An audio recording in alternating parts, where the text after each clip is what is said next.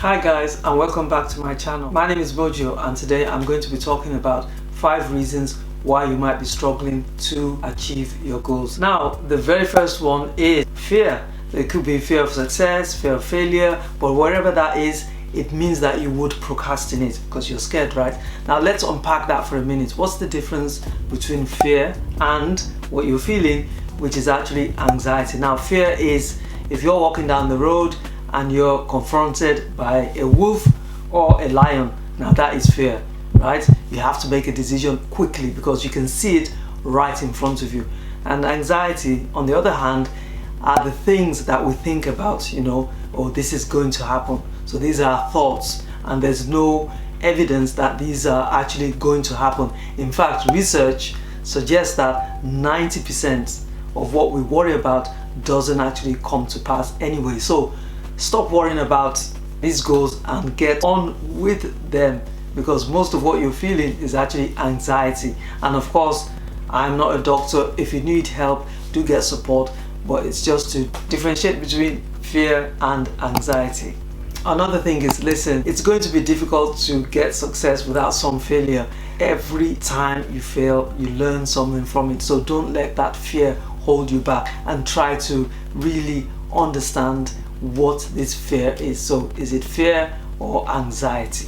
What's the worst that could happen? Now, the second barrier to you achieving your goals might be the fact that you probably don't know how to set goals well. Now, one way, of course, is to write the goals down, and I do talk about that in my other video. But how about if you're somebody who is a visual person? Now, you can create something called a vision board, and a vision board is just a board that has a picture of all those goals that you want to achieve. So say, for instance, you want to win an award, you can actually have a picture of that award on your vision board. And you know what they say, a picture is worth 1,000 words. So if that works for you, definitely use a vision board. Now, the third barrier could be your self-belief. How much belief do you have in yourself?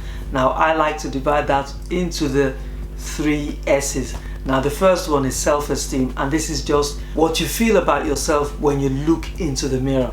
The second one is self-confidence, and this is when you're around others. How do you feel? Do you feel comfortable? Do you feel confident? The final one, where people do struggle, is self-efficacy, and this is the ability to achieve your goals. How do you feel about that? Now, we all know people who have got great self-esteem, self-confidence, but when it comes to actually achieving their goals, they don't deliver. Is that an issue for you? If it is, then maybe you want to get somebody who can be accountable to.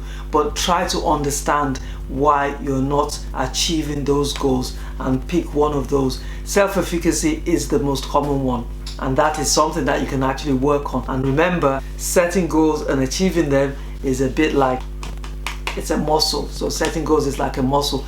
The more you do it, the better you will become. So start setting small goals. When you achieve them, then you can move on to bigger, larger goals that will stretch you. The fourth reason why you might be struggling to see results is that your goals are too weak or too little, so they're not actually motivating you to try.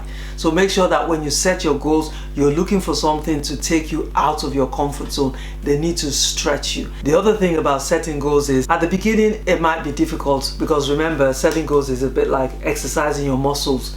Initially it's difficult, and then you get better the more you do it. So make sure that you're setting goals that are stretching you, taking you out of your comfort zone, but not too much so that you become overwhelmed and then you don't do anything. Now, the fifth and final one, which I think is equally important, is language. Now, we need to be careful about how we speak, our thoughts and what we say. Now, when I read the book Awaken the Giants Within by Tony Robbins, he dedicates a chapter towards the kind of language that we use.